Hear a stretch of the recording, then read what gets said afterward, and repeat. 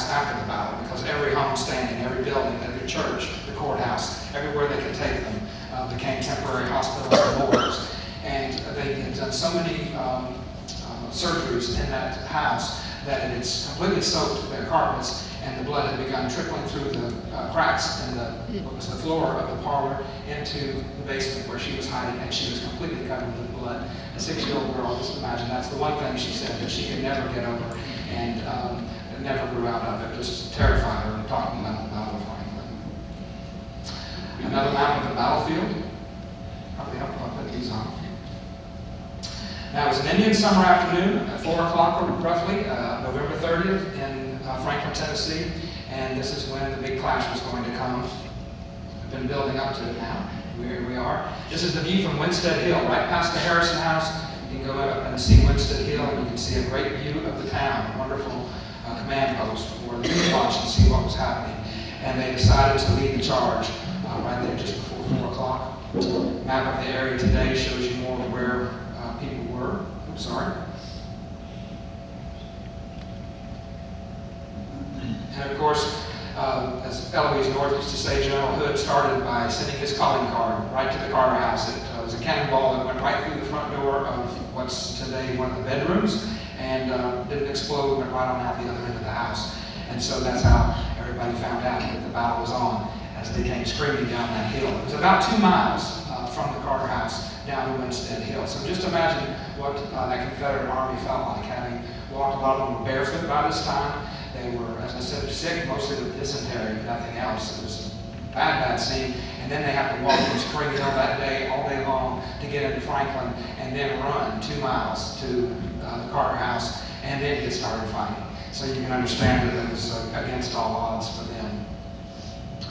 This painting shows you the Carter House itself. The artist went to such great pains. I remember him painting this. He would come out every day at roughly 4 and 5 o'clock so he could get the shadows just right and the scene right. This is all fighting around the Carter House in the backyard, in the back part of the house, and the smokehouse as well. And they had, you can see the back of the Carter House as it looks today.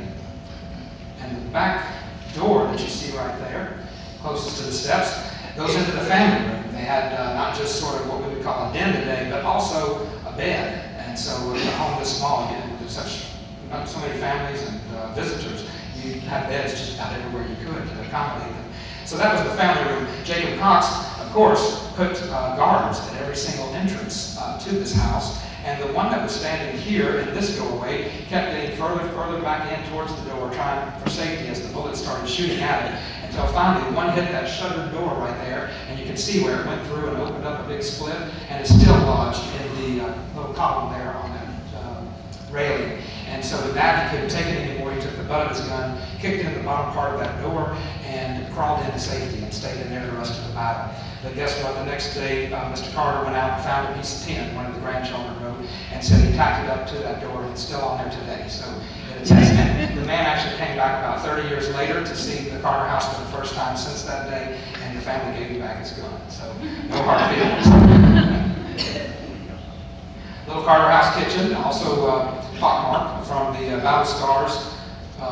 And one of the things I want to talk to you a lot about was a man named Sam Watkins, because he wrote a very definitive book in the 1880s on this entire event, his whole time in the war. But Franklin was in particular one battle that he would never, ever get over. I want to read you some excerpts from this very wonderful book called Company H. If you've never read this, it's a must read. And Private Sam Watkins, the author of this book, filmmaker Ken Burns claimed he was that it was the best memoir of a fighting soldier south of the Mason-Dixon line that we have. It's very, very authentic and true. And after years of fighting, and seemingly the Battle of Franklin was the one that moved him the very most. He was one of only 7 that lived through his company of 120 members in his regiment, and lived to tell my book, story in this book in 1882. So I want to read to you first where he writes, "Would to God that I could tear the page from these memories and from my own memory. It is the blackest page in the history of the War of the Lost Cause. It was the bloodiest battle of modern times in any war. It was the finishing stroke to the independence of the Southern Confederacy. I was there, I saw it. My flesh trembles and creeps and crawls when I think of it today. My heart almost ceases to beat at the horrid recollection. Would to God that I had never witnessed such a scene. I cannot describe it. If vigorous description, I will not attempt to describe it. I could not. The death angel was there to gather its last harvest. It was the grand coronation of death. Would that I could turn the page, but I feel though I did so, that page would still be there, teeming with the scenes of horror and with blood. So I want to read to you